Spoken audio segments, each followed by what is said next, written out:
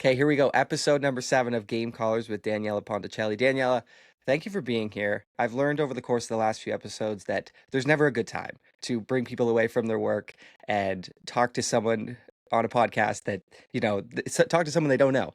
So thank you for being here. Okay, what do you have on the go this week? Well, thanks for having me. And you know what? It is always good to connect with people because work is always going to be busy. So it's nice to hmm sometimes just have a chance to, okay, we're going to talk about something related, but not quite in the same vein. It is good. So thanks for having me. Yeah, no, it's I'm excited to have you here. We've been trying to figure out a time for the last couple of months, and obviously you've been busy with all the sports that you've been doing, PWHL, Olympics. We'll get to those in a second here, but I want to start with you after graduating school back in the early 2010s, and then we'll make our way into sports here. But your first job, I read out of journalism school, was with the Brandon Sun in Manitoba. How intimidating was that? And did you ever feel like you had a welcome to the real world moment after school? Because obviously we're all excited to finally get working and working in the area that we studied, but how was that? Well, if you want a real deep dive, I had a welcome to the real world moment as an intern at the Brandon Sun. And the internship with the Brandon Sun was purely because my mom ended up moving out there and I was helping her move over the Christmas break a year earlier. Mm, And so we hadn't started internships yet, but I'm like, I am going to be in Brandon, Manitoba for 2.5 weeks with very few people I know. What do I want to do with my time? And so I just remember calling up or emailing one of the two, the news director there, and saying, "Hey, would you news director, managing editor, my apologies, managing editor." And I said, "Would you have any interest in having a student come shadow?" I didn't even put forward like I will work for you, but I did want to, kind of broach like, could I shadow? Could yeah. I learn? Here's some of my writing. And sure enough, and now I know this very well, working in news and sports and media for so long. That is absolutely the time when you want extra hands on deck because yes, there's not necessarily a ton of news happening, but you also are very short staffed. Right. Yeah. So yeah, he's like, absolutely, come on in. We're gonna have you work though for us. So I'm like, okay, great. And I remember it was like, of course, the first day you're sort of dipping your toes in, and you're doing more community stories, which I love. Nothing hmm wrong with that, but it's safer kind of work. And then by day two, there was a massive, like multi vehicle crash. Sadly, people had died, but like all of a sudden, that's where I am, right? And so it Right. was like jump right into the fire. And the yeah, so by the time I actually went and worked there, I had at least had some of the understanding that Brandon is going to give you all sorts of amazing stories from, hmm agribusiness to agriculture to the military, which was also a big part of my coverage, the nearby base there. So it was a really incredible time, and I wasn't there too long, and it wasn't because I didn't want to be. But that's when I was able to get a broadcast role in Saskatoon. And Mm. that really started to open a lot of doors just in terms of learning so much about production, behind the camera, editing, two things I absolutely love to do and still do to this day, aside from being on air. hmm Yeah, that actually alludes or goes to my next question quite nicely. Aside from those things that you just listed, because obviously they transition well from the news side to sports broadcasting, what other things did you learn in your first few jobs out of school that transitioned or helped make the transition easier into sports? Oh gosh, everything. I mean, you're talking about being on time. That's number one. hmm Be on time, show up, make sure you're ready, how to prepare, how to meet the moment in every different way, how to manage your emotions when it comes to something that might need a little bit more energy, or maybe something that is very high energy and very um, intense or very personal, and you need some empathy. And so you build all of these skills from interviewing people, from having to sometimes be the person to call someone and ask for a very personal interview. I worked so many different roles. One of them that really stands out, which I don't even know if this role exists anymore, but it was an overnight video journalist in Winnipeg. And so overnight meant you worked by yourself, you had a vehicle, and you were just patrolling the streets essentially. And you had a police scanner in the vehicle with you, which is totally legal and definitely was at the time. I just want to make that very clear. We weren't bugging any systems. They knew that we had it. Yeah. And so then you would have to assign yourself to like, oh my gosh, there's this big fire going on, or there's this thing happening here, and you're going there and it's like 2 a.m. and you're in whatever part of the city by yourself. So you start to learn a lot about Oh yeah. what the situations you're willing to put yourself in and how to navigate those situations, how to be respectful of people doing their jobs in all different capacities, whether that's paramedics or police or fire. I don't know. It's weird to think like that lends itself, but it does because it just teaches you how to be in those moments, those really extreme moments, and how to manage yourself. And I just learned so much. And also just to always be curious, to be open, to not make assumptions of people. All of those things I think really lends itself. So just very broadly, I did work obviously in television news for a long time. I did multiple roles from, as I said, being a videographer to being a video journalist, which essentially means you're reporting and packaging everything by yourself, Hmm. to working with teams, to eventually leading teams as a producer, as an assignment editor. And I've got stories for days about that, which I won't bore you with, but like just how to work with people and how to know how to you're sometimes sending people into situations that are quite serious. So how to Yeah. navigate that and how to mitigate risk, and then eventually finished really, in my mind, finished my at least my full time news career as a morning show anchor, which was fantastic because then you learn how to talk on air at 4 Hmm. a.m., sound alert and happy. And I think that might be the number one skill Yeah. when it comes to sports broadcasting because anyone will tell you you're not working normal hours and you could be working sometimes early in the morning or late at night, and you have to have the exact same energy and pacing and everything to bring it into that moment. So I think I'm that might be one of the biggest Yeah, things I'm there. sure that experience getting up early, I'm sure helped with you working on the Olympics remotely, having to get up early in the morning. We'll get to that in a second. Follow-up question about having to track down stories in the middle of the night. Did you ever have a difficult time separating, okay, this is my job, I have to write a story about this event, but these are real human beings who are experiencing some rough times. Did you ever have a tough time separating that? Yes, and I wouldn't actually say that it was the Winnipeg experience that gave me my biggest introduction to that. I would say it was having to cover the Humboldt Broncos bus Mm, crash. For those who don't know, it happened very close to Saskatoon. So Saskatoon was a major media center, and it was just a weird day. I'll never forget it. It was a Friday, and I had just gone to train some folks in Regina at our Regina station, and I was driving back, and I was listening to the radio. I was working at a radio station, and the first time I even heard, "Hey, we're getting reports of this," and the explanation, I immediately called my boss and said, "I'm coming to the office right now," because I just knew. I'm like, even though nothing had been confirmed in terms of people affected, we just knew an entire bus of people this had happened to. So, oh, I get chills thinking about it now. Um, and so all you do in that moment is I'm just here to help. I'm just here to get the information that people need right now. What do they need to know? What do we need to know? How can we help? You're getting out a message of okay, blood donors will be needed. It's not even just about the story. It's about how we as a community can come together. And so it was a very difficult event to cover. I think anyone will tell you that. And I didn't even necessarily have to be like, I worked with someone who was there at the scene, right? It doesn't matter if you were physically there or not. You're getting all of that and you're having to make very painful phone calls. We're yeah. never breaking news to people, but we have to call them that when that news is so fresh and you have Hmm. to know how to approach it. You also know how to be patient and you learn a lot about that what we do is so secondary to what these people are feeling. And I love that news in Canada has evolved to really be more empathy driven. It's important.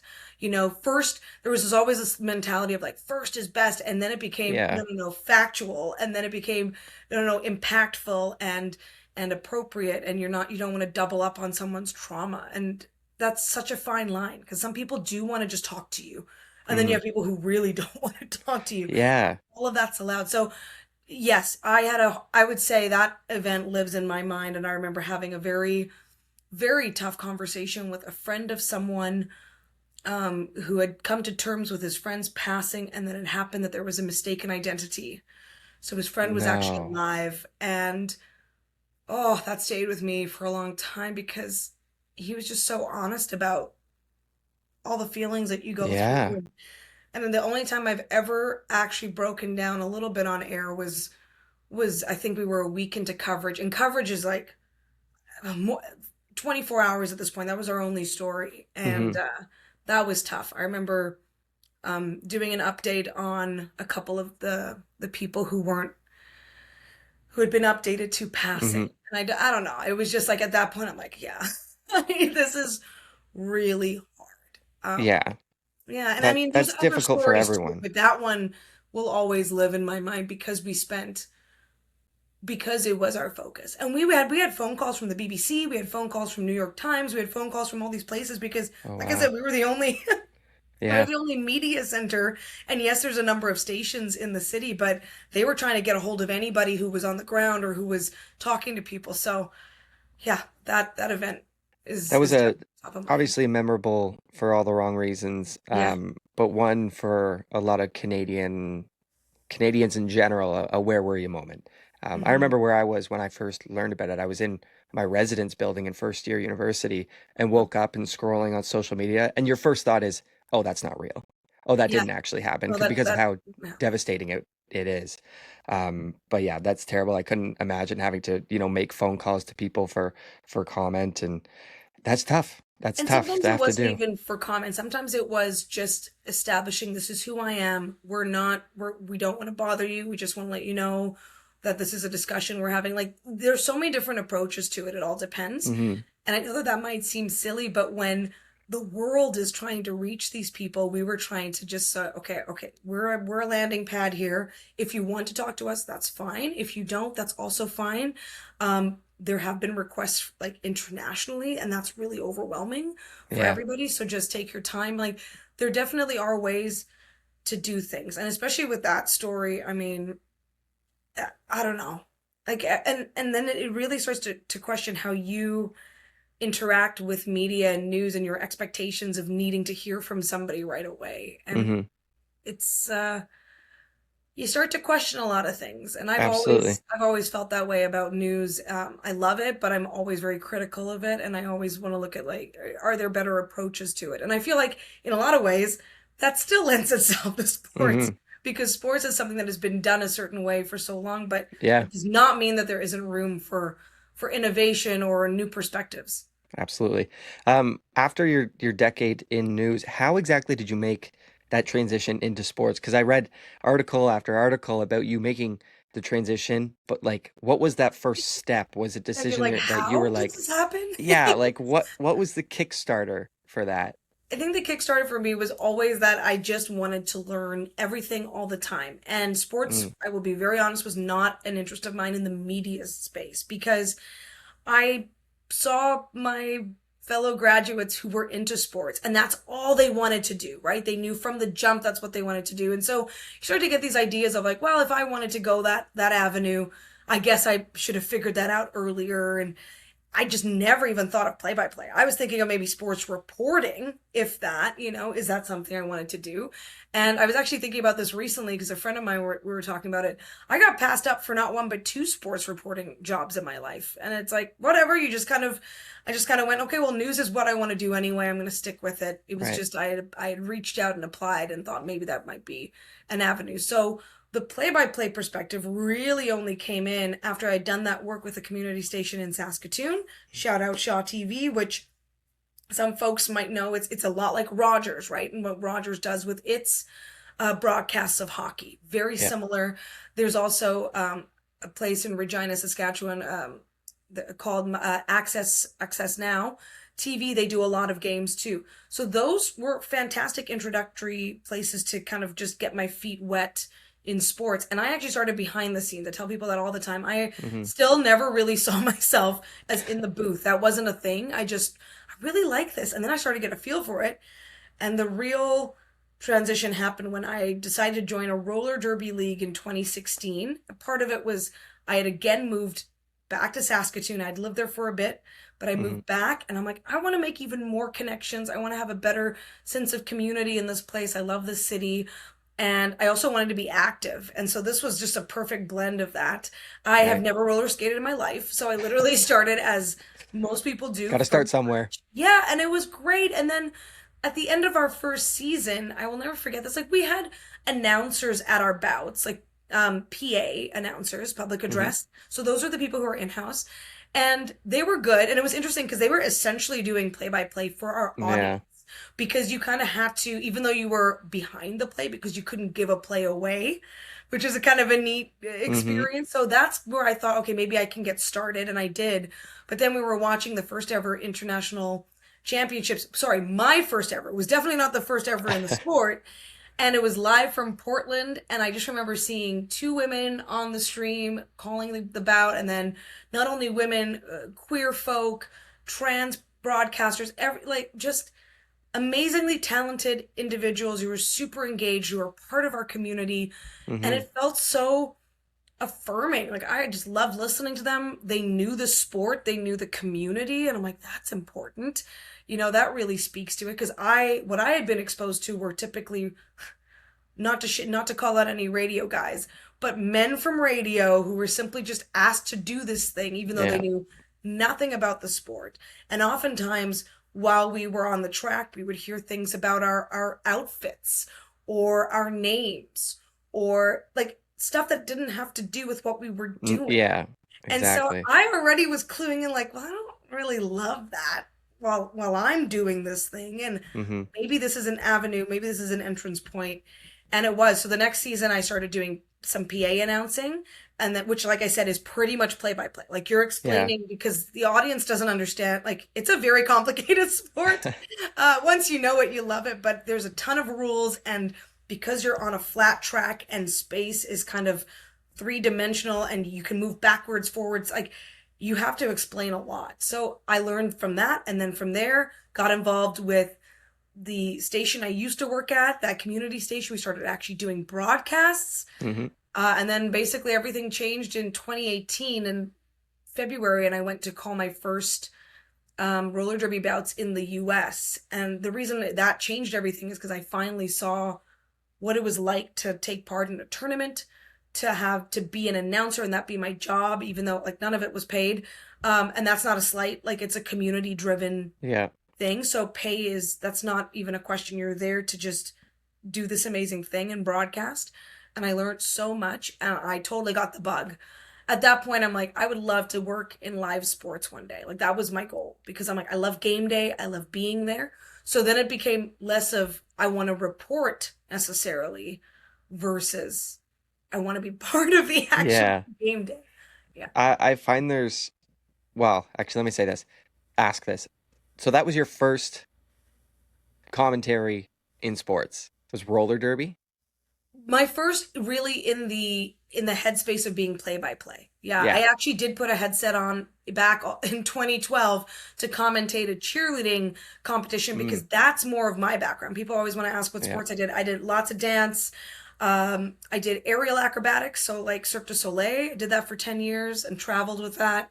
And then I also did cheerleading. So I was very much, that was more my stream. I liked Right. sports. I would watch sports. But I was very much more into that Hmm. kind of that space. Yeah, definitely a non-traditional start. When Mhm. a lot of people that I've talked to, it's like, I want to do hockey. So I'm going to Yeah. start in hockey and only do hockey. And it's like, well, if you do other sports, you're going to take things from those others. Like it's all intertwined, right? You're going to learn things from broadcasting this sport that's going to help you broadcast this sport. And there's a different pace in a lot of sports. And why don't I just ask you that now? You've done soccer, you've done hockey, roller derby. The pace is different from all of these. So how do you Cross. Yeah, very lacrosse? different. Yeah, oh yeah, we could, go on forever listed everything you've done. But is it difficult going from, let's say, doing a soccer game one weekend to doing a hockey game the next weekend? Like, what's the change in pace? How does that affect your call and your It is and research and it all that? isn't. I wouldn't say it's difficult, but it is a really um, a great opportunity as a broadcaster to remind yourself of all the things that you have learned but are still learning And with soccer, there's some really great moments where you can just let it breathe. Hmm. And in fact, way more, of course, because you want the sound of the pitch.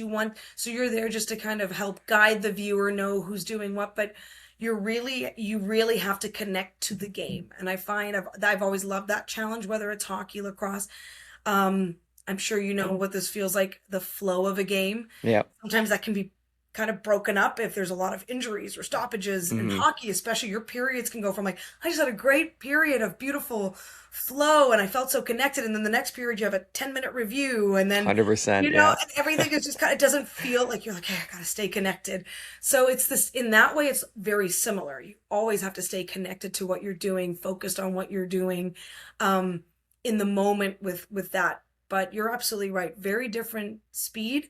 What I do like about all the sports that I've now become uh, more accustomed to calling is that they all are in the family of urgency and objective. So meaning like what a soccer match is going to deliver. You need a Right. goal, you need a this, it's not a judged sport. And I think that's a key thing is that everything, even though it might seem like I'm doing all these different things, they're all still in the same family of you need a broadcaster who understands when to slow it down, when to pick up the Yeah. pace, when to like change those levels.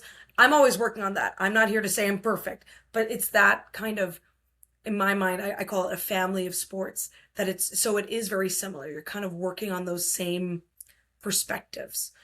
Obviously, you need to have a bit of different range in these frames because with hockey, you're going to have goals that happen within 20 seconds of each other. That Yeah. can also happen in soccer, and it did actually happen in the NSL, not for me, but for some other broadcasters. But that's a little bit more rare, right? You don't expect that in the same way. Right. Flow is a thing that I noticed I was bad at when I first started calling games, and I watched the highlight video. I still have a link to it because I sometimes I like going back just to kind of see how far I've Yes. improved and whatnot. But I rewatched the highlight video and I did my little intro. Welcome inside the Pickering Recreation Comp, and I was like, oh my goodness, this is terrible. But in the moment, I was like. I'm doing great. Like I feel so good, but flow is a big thing that I've improved on probably the most out of anything since I started calling games. But And you will just keep improving. yeah, Truly, when people tell you that you are going to keep improving, it is true. Like, yes, you're going to reach a point of comfort where you're like, okay, this is how I sound. You're still always going to be ticking up. Like, if you continue hmm, to do it and you want to get better. I always say that that's a key part of it. Because everybody knows you need reps. That's what you hear in this industry yeah, all the time. But you also need reps in which you have an objective for what you want to do. And I was very exactly, yeah, fortunate to learn that from other play-by-play announcers who said exactly that. It's one thing to get the reps, but if you're just doing the same thing over and over, that's not going to you're help not you. you're not improving. Yeah, So it's I do think I know it seems so simple, but I sometimes that is missing. Sometimes I think people think that just by doing that's enough, and it's like, yeah, doing it is very important. But then how do you build? And I yeah, don't know about you, but especially when I started, I would try to keep a log, and I do still now, but it's more of a mental log versus one that I write down. hmm, But I do try to keep track of like, oh wow, I just experienced this event for the first time. Whether now, obviously, I've had way more overtime now, so that's good. But the first time that you experience some of these game situations as a broadcaster are pivotal, right? How do I want yeah. to handle that moving forward? Did I like what I did? Do I feel like that was a good start? Yeah. That's what I have the game log. I still do it. Good. And when I first started doing it, it would be a couple sentences on how the game was, but now it's transitioned into how did I do? Like how was Yes. that pregame segment? Like how was that goal call? And now I'm critiquing myself, which is way smarter than just talking about the game. Like I don't care how that game that I did 6 years ago went. Like how did I do?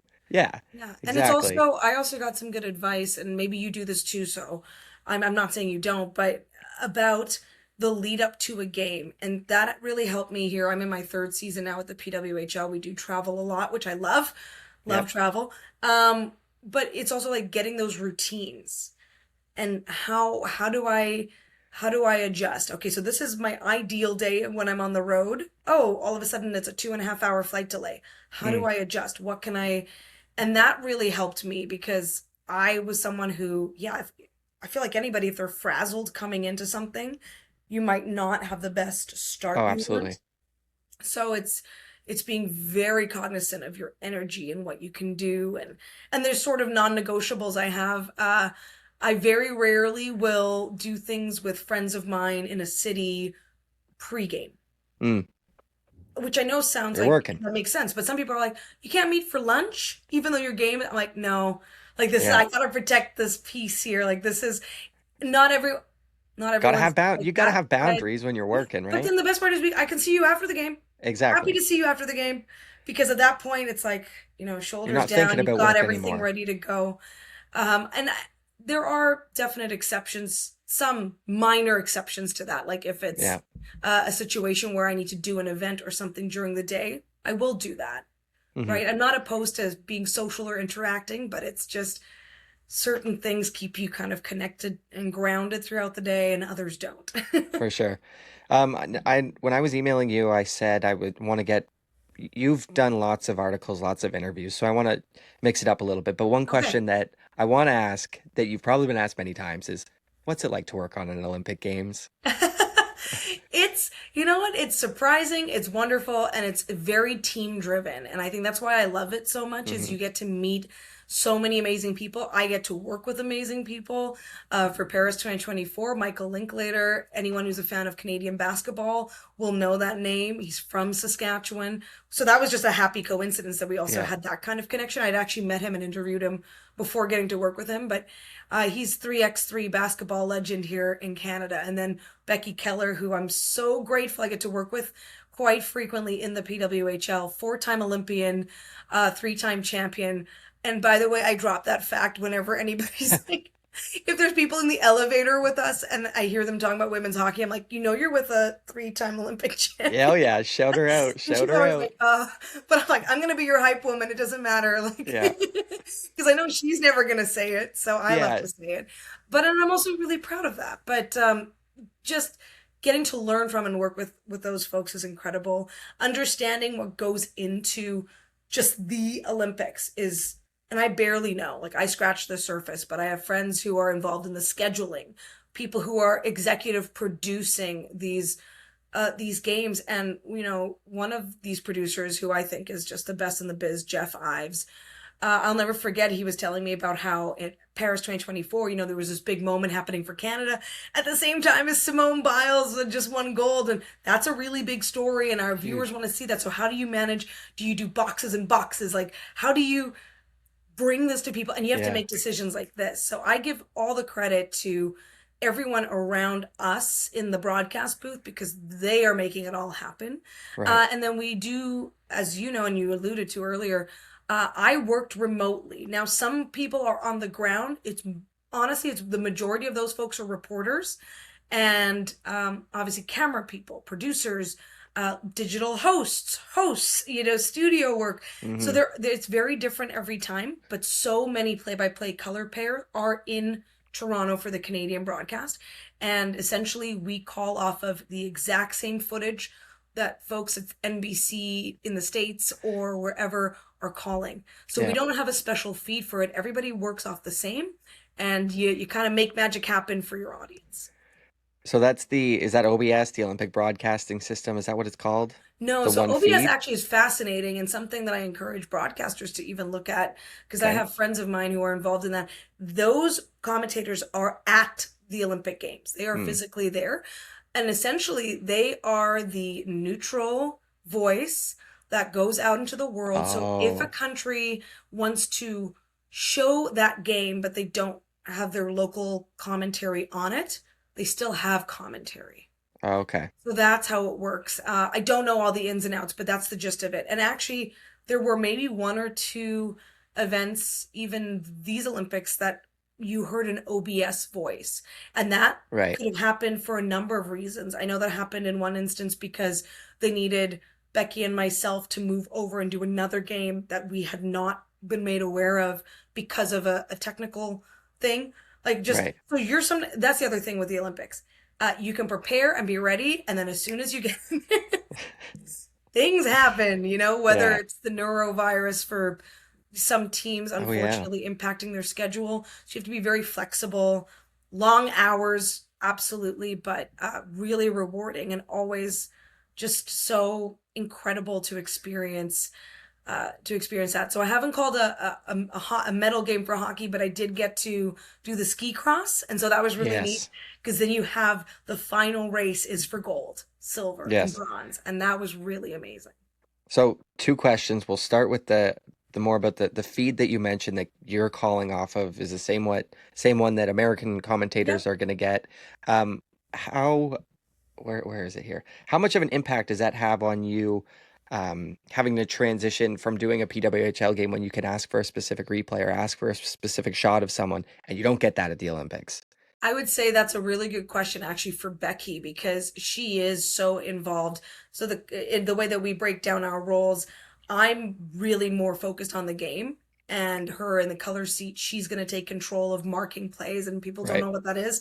It's simply as something happens that you feel is relevant to a storyline or something you want to go back to, you would Hmm. hit the talk back so on air can't hear you, but you're talking to the producer and the team in the truck being the mobile control room that's doing Yeah. everything, making this possible. And she would say, I want this, I want this, I want this. So for her, I mean, she's such a pro. I can't stress that enough.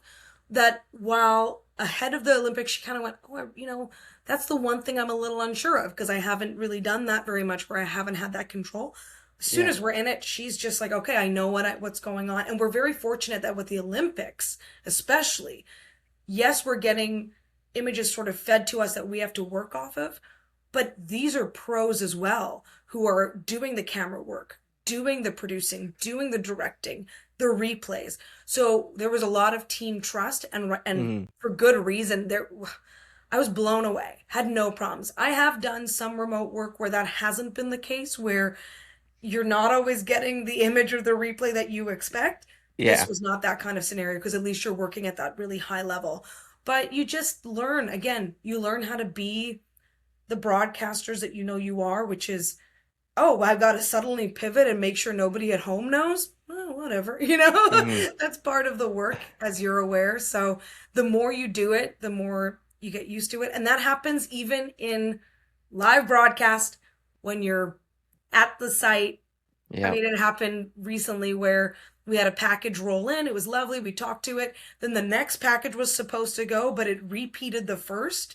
Oh. And so we just decided to, like, I acknowledged it. I went, gotta have another look at that. It was so wonderful.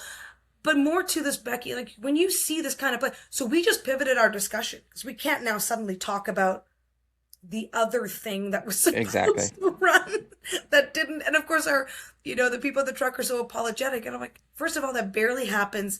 It was very clearly some weird technical thing that Hmm. happened. Just learn from it and go on. And so I hope that kind of gives you some space. I know Yeah. one of the most popular questions I got asked about remote work was how do you connect to the crowd or oh, that was on That's your on my list. Oh no, I list. stole it Yeah. from you. I'm No, sorry. that's okay. The reason I bring it up is because it's a very valid question. I tell people all the Yeah. time.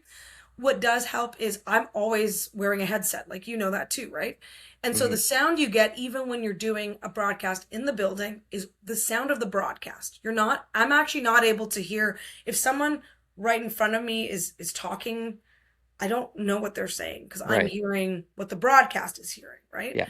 And so it's in that way, it's so as soon as I put on the headset for a remote call, it's the same. You get that sound, you get that exact same feeling, you hear your voice, you hear Becky's voice in the same way. So there's a lot of similarities, and in that way, I've been able to connect and be okay with that transition. Um, where it's difficult, and it's difficult on site or not on site, is when you don't really have an atmosphere or Right. Yeah. something's off. It could be the sound of your own voice. It could be, we've all had some challenges, not in the PWHL, but I've worked on broadcasts where I couldn't hear my partner. That doesn't work. Or I couldn't hear myself. That also doesn't work. That's an issue. Yeah. Or we even had one where we were delayed in each other's ears. So we ended up just Ooh. calling it, like you can't Yeah. It happens. That has It's not tough. happened at a profession. I want to be very clear, not on a more professional level, but Hmm. as you're growing and you're learning and you're having to go through different types of levels to get those reps and to make your way up, you're gonna have that happen. And it's Yeah. hard, but you just gotta go through. You got to find a way to move on, Yeah, right? Because you're the one exactly. there talking about People at what's home going don't on. care And that you're having a delayed issue in your ear. exactly, exactly. So you addressed the audio and the environment, but the visuals, you're only seeing what the camera's showing you, what the director's showing you. Is that difficult, not being able to see, oh, there's two players down at the other end of the ice, having a scrap or um, whatever it might be, stuff going on that's outside of the camera view. Even numbers, are numbers an issue when you're working remote? I'm gonna take a little diplomatic approach to start my answer, which is Okay. the medal games for women's and men's hockey at the Olympics, those broadcasters are on site. Mhm. So that tells you that, while yes, the magic of technology is fantastic and we're able to cover, and most importantly, broadcast events that maybe weren't getting that coverage, especially on the women's side. I look at some of the international tournaments. That is such a great way for us to get all of those games on Canadian television. Because it is sometimes it's budget, sometimes it's crew, it's availability, it's what you can do from Finland or Czechia, right? It's Yeah. I understand the way that this is done and why it's done. I'm also very grateful to have those opportunities. But yes, for a sport like hockey, your crew needs to be so good if you're going to be reliant on, like, this is why we're a team, right? Yeah. Because there is no bailout. If somebody gets caught lingering too long on a shot and then all of a sudden camera goes to a wide and we have a goal, I've missed that goal, right? Yeah. And that happened maybe one time at a recent tournament that I did. So it isn't doesn't happen all the time. Delayed penalties are sometimes very difficult. Mm, So I try to navigate that by, like, if I see something like, oh, that, like, if I see something that could very well be a penalty, all I do is I'm just listening now for the whistle, and then if there's a whistle, I know obviously, like, right. that it They're was, like but it's not the bookmarks. same as when you're in the building, you're like, it's a delay penalty. Yeah. So, and sometimes I should also mention this, Troy. Sometimes we get for I worked with TSN on a remote, and they had a producer who was working in the truck over there, and we were talking to each other, and so he Oh, was able wow. to tell me delayed penalty. So we sometimes are a team. He'll never tell me like goal because everything is happening at the same time. There's Hmm. no delay. I know that's another question people ask. There's no delay because the transmission we are getting is as it's happening. A little different, I think, in sometimes what goes to air, but you'd get both my audio and the visual at the same Right. time Yep. whenever, however you're watching, I gotcha. right? And we know that there's delays. You can be watching an NHL game on your phone versus like on TV, and there will be a little bit of a delay. Yeah. Yeah. Um, you did a little bit of ski cross as well, right? With Yeah. Kelsey Surwa, I see. Yes. Um, how much do you lean on someone like her when you're doing a sport like ski cross? I'm sure something that, well, most of us aren't super familiar with. Yes, so that's a really great question because at the Olympics are also a little bit different because there's also an educational piece Yeah. in what we're doing. We understand that this is finally an opportunity for these incredible athletes, this amazing sport to reach way more people than it usually does. And CBC does a fantastic job, I'll shout them out here, of covering ski cross, alpine, just skiing events pretty much weekly throughout the winter because Right. World Cup events are happening. And so they cover them. I was able to do some of that in the lead up to the Olympics, obviously, to get familiar with it. But the play by play and color roles are much more defined because I'm going to take the storylines, the setup, the urgency, the excitement. Hmm. I'm going to kind of handle some of that.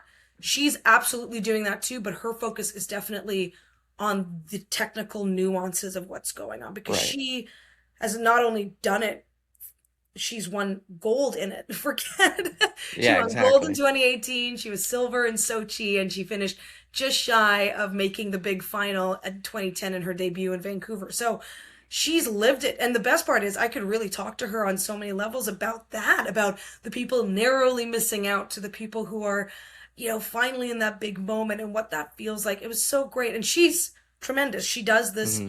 often, and her work sometimes involves being just the only voice on a call during the season. So Right. she knows, like, I know how to set it up, but now that we're working as a team, how do we separate that? And Right. you also have to mesh quickly, very quickly with folks because I wasn't able to meet her, but she doesn't live here. I don't live there, you know? And so you meet each other for the first time in person and then you jump into it together. And so there's always a lot of trust, and we are so grateful to our team. And they don't ever get any kudos, but sometimes like magic moments happen on TV where there's a quick cut to the family getting emotional. That is not me.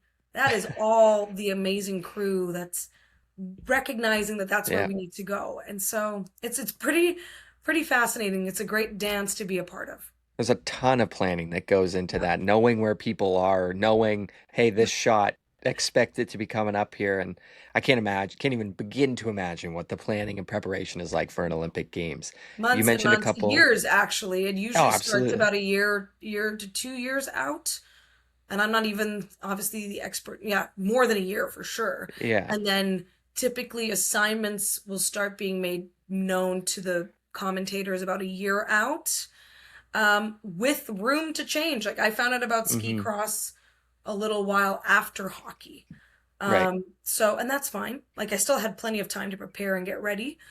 But yeah, it's really amazing. And I just love, this is where the news side of me, I think really, comes out is I love storytelling. And that's why if my role is to know these athletes and make sure that everybody else in the country knows who these people are, I love that. And then of course once we get into the race, we get into the race. And the races are a minute and 20, if that.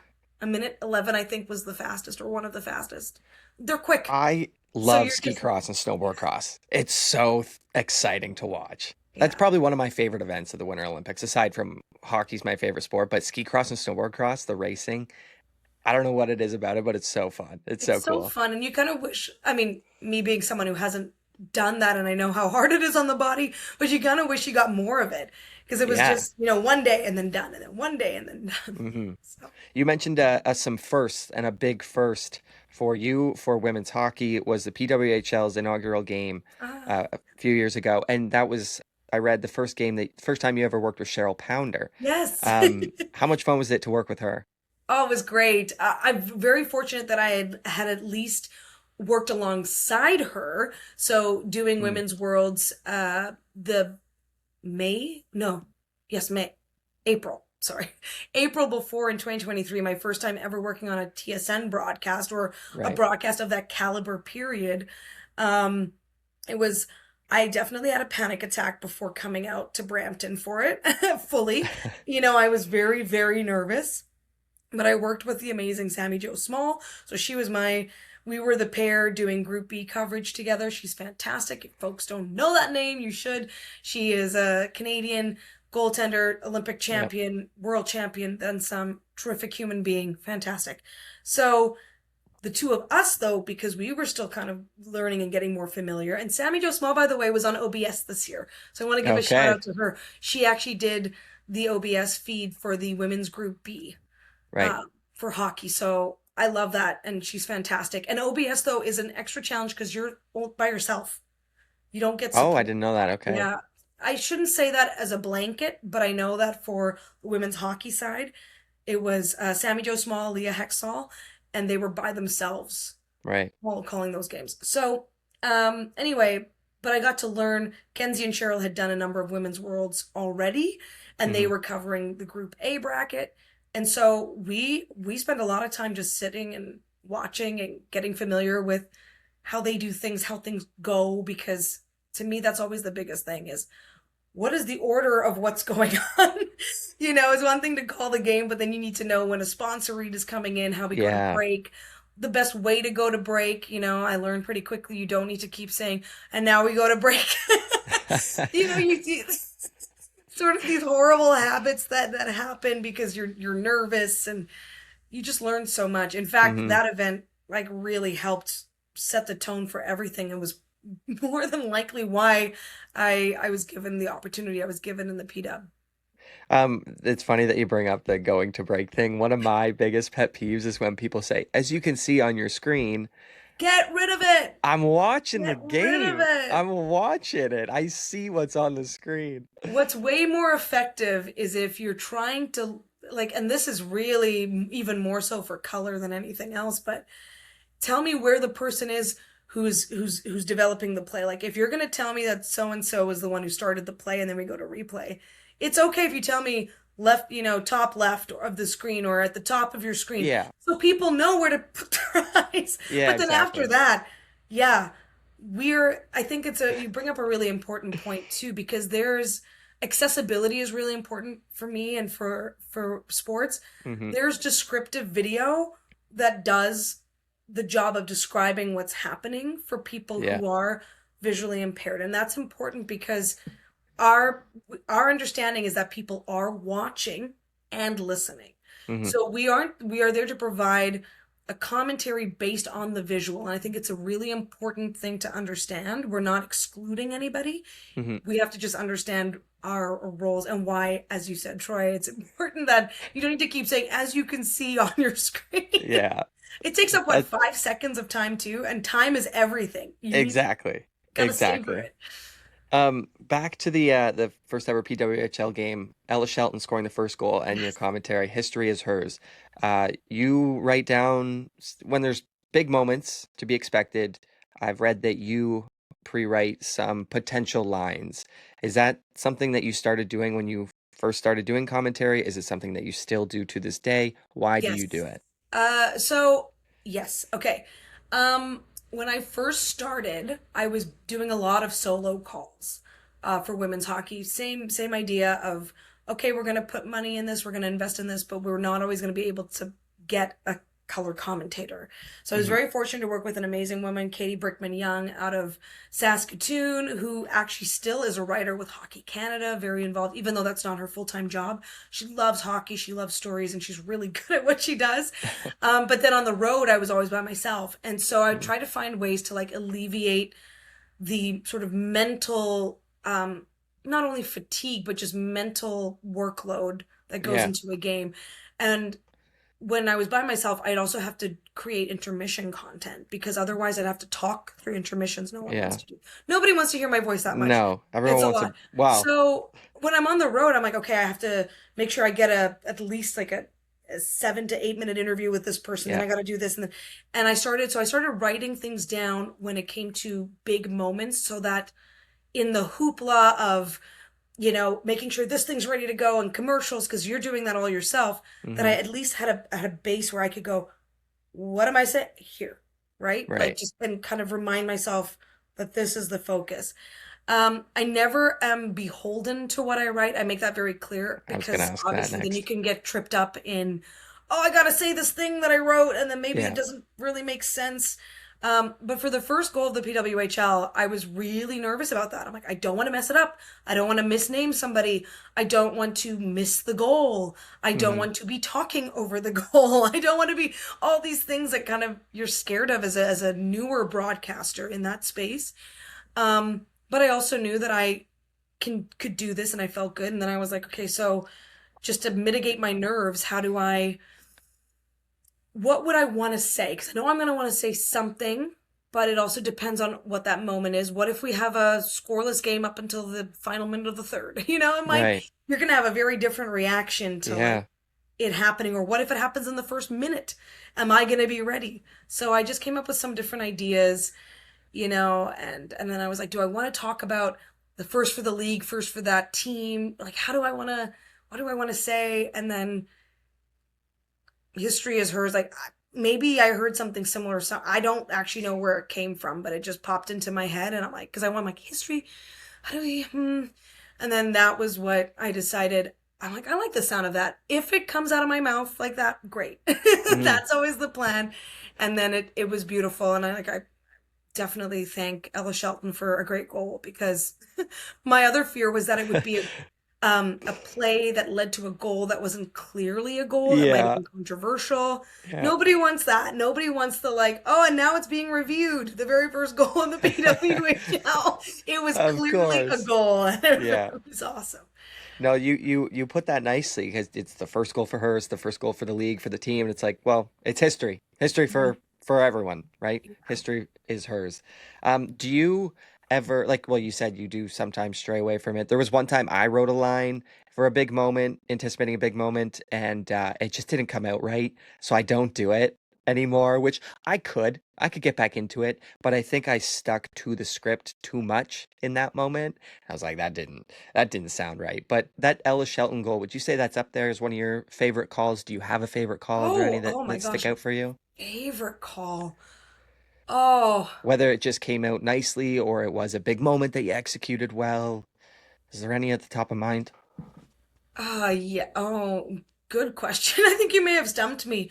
Um, I'm liking, I will say this. I really don't. It's weird talking about myself and my work in that way because I'm very hard on myself. I'm liking the way my goal calls are evolving. That's what I'll say. And Okay. I'm always trying to be clearer, be more effective, leave a nice pause and things like that. I'm gonna use recency bias. I just called my first ever game in Vancouver, which was Okay. amazing, and that's not going to be something that happens all the time. Scheduling is always because we have Yeah. people on the West Coast, just like we have people in the Eastern region, one of them being me. So what was neat though is we were in the final minute. Like these are the moments I like, is when you're laying the table, you're setting the table, and Yeah. then the food arrives. Yeah. Yeah, exactly. Analogy, but I you get know, it. I'm setting it up. It's literally like final minute in the third. Ottawa had been leading. Ottawa had gotten a goal. Vancouver then scores two unanswered in the third. They're set to win this game. We're in the final minute, and Ottawa's heading down the ice. And so I just sort of lay the table of in the final minute of play, Ottawa looking for the equalizer, something like that. Maybe I said it a little bit better, but final minute, Ottawa needs a goal. Here they come. What can they do? Wasnevich shoots and scores. Like it was just like the timing of it all was Yeah. because you don't know, like maybe she puts it off the boards. Like so the fact that it all worked out. So those moments I really like. I really like when you're able to capitalize on exactly where you are and Yeah. go for it. I also really enjoyed calling U18 women's worlds, not this past year, the year before. It was in Finland, so we were calling remotely, but Canada won, and I felt really good about my like the final moment of Canada winning gold and just keeping it simple. Canada golden again, and then it's amazing how it's the simple stuff that ends up being used in commercials and promos and things like that. I mean, that's not our goal. Our goal isn't to be in that. Our goal is to do Right. our job well, but it's always a nice kind of reminder of like, yeah, sometimes simple is best and Yeah. just be clear and assertive and energetic in what you're doing. Well, the history is hers call was in a Gatorade commercial I Yeah, read or I that you had said. no idea. So, and the question that I was waiting to ask was, in your opinion, because play by play is subjective, some people may Yeah. love a broadcaster, some people might hate them. But in your opinion, what makes a call great? You just referenced sometimes it just has to be simple, sometimes the timing helps. Is there anything else that might help a call be great for you? Gosh, I'm really getting me with these questions. These are good. Um, Maybe yeah, it is just those I two think it things. is. I think it's a lot of that. It's about honoring the moment, trying to be very aware of, like, there was one goal call this season I thought was going to be really good, and then I listened to it, and the horn was so loud, I don't think you could hear my voice. So it's also important to, like, you want to hit it. So timing, like, to me, it's like the timing, the emotion, hmm the soaking in that atmosphere. If you get that great, that really helps. Like I don't know how good a goal call is going to feel when you don't have a crowd Yeah. behind you, Yeah. or if potentially it's the silencing of a crowd. That's also very moving. So I would say those things are a big part of it. Have you been able, did you climb the ladder, the Bob Cole ladder, as they say? Yeah. Were you able to do that effectively? Were you able to tap into the emotion? Was the timing there? Were you clear? And did you Mm. allow it to breathe? So, just those five things or whatever. If you could just hit those every single time, you'll be a Just do great that every time. broadcaster. And I think that's the big part too, is just understanding where it is the moment in the game. Yeah. Because sometimes like calls that might stand out to me, whether it's my own or someone else's, is when the energy is at 100 and it's, it's the first goal and maybe it was a bit of a soft goal. A Hmm. goal is a goal. You want to be excited about it, but it's understanding that part of the game. Yeah. And like, okay, they scored. Great. You don't need to be at like 200 at that point. Hmm. The I next, think maybe as the game goes on, you can keep going. And you that know was about the Bob also, Cole ladder, right? I'm not crazy. Do I you know love about that? Bob Cole, but Yeah. maybe refresh So my his memory. ladder is between one, I Like think it's one building. and six, he calls it. You never want to be a one, you never actually want to be a six. You Okay. always want to live somewhere in the middle and you're kind of getting there, and then you really have to pick your points where you want to be at five. Mm, And what is your five, you know? And right. so five might be the overtime game winner at the Olympics, right?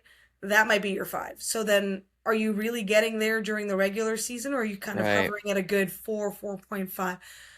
Listen, I get very excited, and so I'm always kind of like, okay, where am I on the ladder? Mm, yeah. But I really like that. For me, I'm a very, very visual person, like learner, and that helps when I think about where am I on the ladder right now. Right. No, that's good. There's always something that I take from each guest that I had. And I think that's one of a few that you've referenced today is go to that ladder, figure out Yeah. where you should be versus where I just was. And maybe I need to reread Bob Cole's book because I don't know if he mentioned that in the book, and maybe it was in there and I skipped a couple pages, but I'll go I back. heard that. I I love learned Bob that from Cole. some other play-by-play folks throughout my career. That's where Right. I've heard that from the most. And I was also fortunate enough to get some advice or some, just thoughtful ideas from Chris Cuthbert.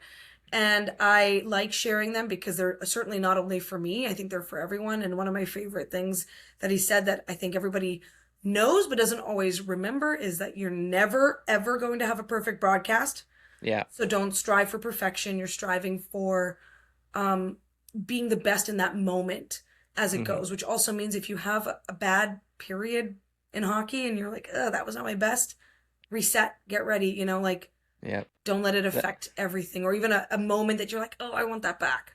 Just kind of keep going. that was one of the first things that was mentioned when I was in university is there's no such thing as a perfect broadcast. I might have heard it. We had some really great guests in some of my classes, and maybe it was one of them that referenced it, or maybe a professor that I had. But yeah, that's one that I've heard many, many times, and it's one that I say to myself a lot after broadcasts, or I'll like hit myself because I'm like, why did I say it like that? And it's like, just you're gonna make mistakes. We're on air for 2 to 3 hours. Okay, things are gonna happen. And you're watching a sport that is incredibly fast, with a tiny little puck, and Yeah. yeah, so it's that can be a challenge for sure. Um, this has been great so far. We're getting close. I don't want to keep you Yes. forever, so I'll jump down to the bottom, these two final questions that I have for you. I know that you've said you were interested in doing full court basketball. You did 3x3 at the Olympics, Yeah. and you've also mentioned tennis. Are these goals that you're actively working towards, or are they you're just hoping, well, if it happens, it happens? Um, I don't know. I'm always actively working on something, if that makes sense. Hmm. I like putting that out there for myself because I said the same about lacrosse. I had worked as a sideline reporter in lacrosse, but loved the sport and had really hoped to get opportunities for that. And so, you sort of keep talking to people, and it's not just about telling people you want to do it, but explaining like I have availability to work on this. I'd like to grow and potentially do this. And then those opportunities, you might hear of it, and then you apply and you kind of keep working at it. So I do like Right. to put it out there at first and then hopefully get there. But I'm also very content right now with where I'm at, Hmm. and continuing to grow where I'm at. And, got into doing some football public address announcing last year for U Sports. Don't know if I'll be able to do it again, but Right. I learned so much about that experience. And I have so much respect for PA announcers because as much as I go, oh my gosh, I can't believe I just said that. At least the people hearing it aren't sitting right in front of Oh, me. that's why I've done PA announcing, and that's why I don't like it. There's like immediate reactions if you say something wrong, you turn around and there's people going, "Huh?" But then the reward is very great too, because if Yes. you say something right and you can punch it, and people are so already at that elevated, like, we just got a Hail Mary, like, Yeah. moment. And that actually did happen in one of my games. That's really fun. So I just have so much respect for PA announcers, and not every sport is going to give you that either. Football, I find PA is very involved. Oh, So big that's the time. important thing. So yeah, I guess yes and no, to put it politely. Yep. Yes, in the sense that I'm always, keeping an eye on what's happening in those sports. I'm trying to be as connected to the stars and the storylines, but I also don't know if that avenue is going to open, and we'll Right. see. I've added a story and a question now, if you Okay. don't mind. So the story is I was PA announcing, I'm not going to mention any names, but I was PA announcing a basketball game, and the coach on the visiting team got a technical foul. So I announced it, technical foul to so and Yeah. so, head coach, name. And then this coach looked at me and goes, "That wasn't me. That wasn't me. Get it right." Like yelled at me, and Oh. you could overhear it on the play-by-play. Like I went back and watched it, and he was standing right in front of the play-by-play broadcaster. So he picked it up on the mic, and then I didn't say anything back. Instant karma, if you will, because the official looked at him and goes, "Yeah, that was on you." And then he started complaining to the official. So I was like, "Thank you, referee. Thank you for having my back there." But that's a hilarious story. I love looking back on that. Oh my The God. the question that I've added for you is: are there any sports that you initially went, "I don't ever want to do that because I don't think I'll be good at it," or whatever reason that you have now done and really enjoy? Hockey. Okay. I found out about an opportunity to apply for a play-by-play job with hockey through someone who I had worked with at a radio station years and years and years prior. The sports reporter actually who used to work there, and he called me out of the blue. And this is sometimes where you're like, okay, maybe I need to give this some credence because I'm not thrilled where I am in the work I'm currently doing. I really miss sports. I want to get back to sports because a lot happened around COVID where I Yeah. was working for the NLL actually. I decided to leave news and be their not only their sideline reporter, I ended up being their in-stand host instead that season. And then also their a host, producer, videographer for all their not only social content, but they actually had a TV show that ran every two Mm-hmm. weeks on Global. And I don't think I slept much that season, but I loved it. And Mm-hmm. it was amazing and it was such an incredible opportunity and I wanted to be in sports. But then things happen in my personal life where I'm like, I need to go back to news. I need a job to have because it had to do with the person I was with at the time lost their job. Right. So I found my way back to news. Thank goodness I did because COVID happens. And while I did work in the NNL the next season as a broadcaster, this time on the sidelines, because of COVID, I think I got 4 games in and then we were done, right? Yeah. Wow. Yeah. Because It just like. shut down. Everything just Mm-hmm. shut down. And that really, there were, everyone was going through all sorts of feelings that time. Sports being one of them, as like, wow, that's a major loss. But for me, it signaled a potential end to doing any sports. I really thought, like, okay, I clearly just have to stay in news because I don't know what's going to happen. And Mm-hmm. the NLL season's canceled. Are they gonna, am I ever gonna go back there? What am I gonna do? And I just felt really down about the whole thing. And news was depressing, not only in what you were saying every day, but people's attitudes towards journalists and the news at that time just kept getting worse and worse. And you just kind of felt like, what am I doing? I'm treading water here. So Yeah. I get a surprise phone call. I can't remember what month. Maybe it was August of 2021. So we're still in the pandemic. Mm. Oh, hey, there's this opportunity at the University of Saskatchewan where Pattison Media Radio wants to launch an app and be the first private company to do so, where every game will be broadcast. They're looking for play-by-play for their women's hockey. They'd like to have a women's voice, but that's not guaranteed. So I just think you should apply. And I was like, what? You think I should apply? He's like, yeah, you've done roller derby and I'm like, yeah, but that's hockey. Like, I don't know what you're talking about. Right. That's this big sport. And I love watching hockey. I've watched hockey plenty, but I still am like, I'm literally panicking. Like, I don't know if I can call an offside. Like, would I be able to do that? And then you actually learn, you're like, you never have to call an offside. That's Yeah. what the lines person's for, right? Like, You're putting your arm but, up in the you start booth, to have these penalty. Yeah. panic moments of like, but what if I don't know? What if I don't know? What if I don't know? I remember telling him, thank you so much for this. I'll think about it. In my head, I'd already said, I'm not thinking about it. Like, this is not happening. But then I swear to God, Like I had about a week to decide if I wanted to send a demo in. And for the next 4 days, I'd go to bed thinking about it, and I'd wake up thinking about it. And then I'm like, maybe I just send a demo in Yeah. because I'm not going to lie about my experience. I'm going to tell them exactly the sports I've called and what I've done. Um, and I had done, funny enough, I'd done a lot of like camera work for hockey games, and I'd done some sideline. So I knew the flow of a broadcast, but I had never been in a broadcast booth. So I'm Right. like, I'm just gonna be honest about myself. I'm gonna make a demo. I used a demo, Troy, off of YouTube. Like I just grabbed a hockey game off YouTube and just called over it, Yeah. and submitted it. I was brought in as a potential person to be interviewed for it and got the job. And then I started panicking because then I'm like, oh no, I actually have to do this now. This is terrifying. Um, but you go and do it. The first one's under your belt. I don't think I remember anything about that first one except myself. And I did have a color person that day.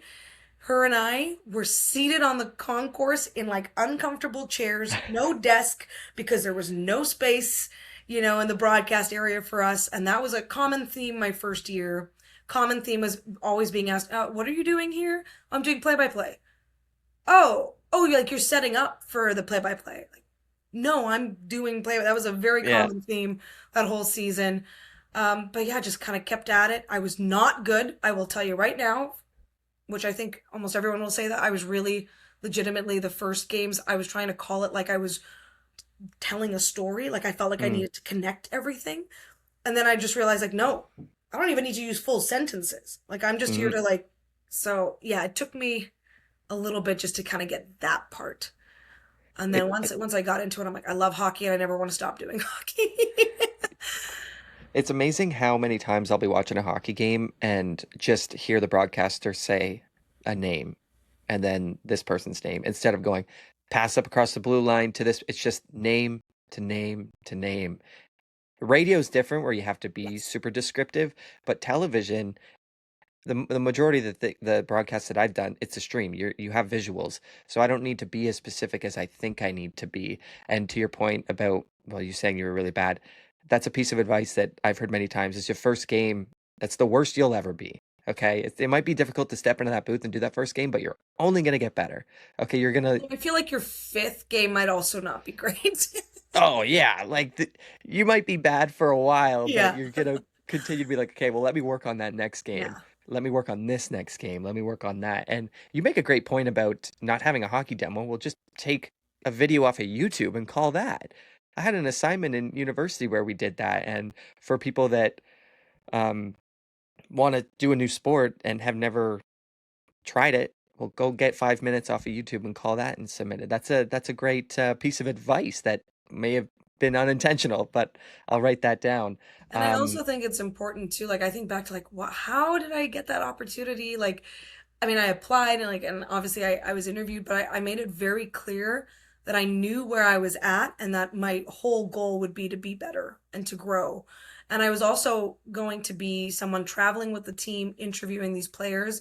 And I think they really liked my approach to that part of it too, was that I wanted to give these athletes who I interviewed at least 5 or 6 women that season who had never been interviewed in their hockey career. And I feel like most men do even when they're younger because there will be like minor hockey tournament and there will still be media there, right. who might show up because it's a really big deal in that town or in that place. So more of that for girls and women. And I also then just fell in love with women's sports because I really hadn't, aside from roller derby, done much in the women's sports space. I Hmm. had done football and basketball sideline and stuff like that, all men's. And so it really, I don't know, I just got hooked at that point. I'm like, I love this. This is great. Yeah, absolutely.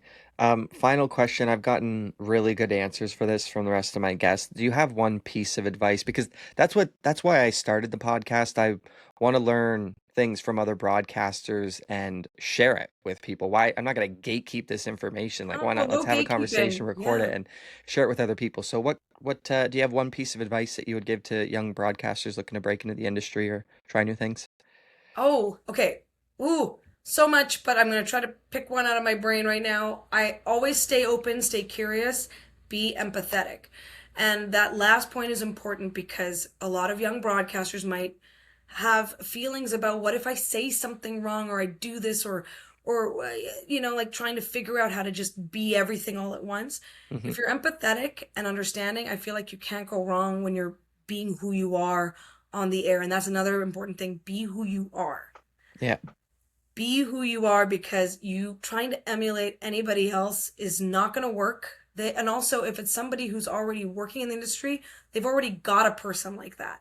They want you. They want what you can bring. Hmm. And yes, we have a standard and a similarity to what we do, but we all bring something different. So the empathy piece is key, because if you have that, when something happens that is not necessarily in the game, in the sport, whether it could be an injury or something emotional that has happened, calling a game when you find out that the head coach of the team had just been diagnosed with cancer and the entire crowd shows up in pink in support. Like, that adds an emotional layer. And I think if you're Hmm. just somebody who's always open to learning and being empathetic, you can both address that while keeping it light and in the spirit of, we're here for entertainment. We're here to watch these amazing athletes, and we're not going to run away from the reality, but Yeah. we're going to make sure that it's all part of that.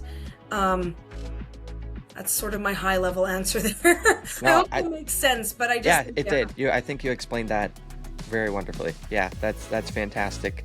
Daniella, thank you. Thank you so much for your time, for being willing to answer a million different questions, and a lot of which I'm sure you've answered before. Thank you for having me. I appreciate it.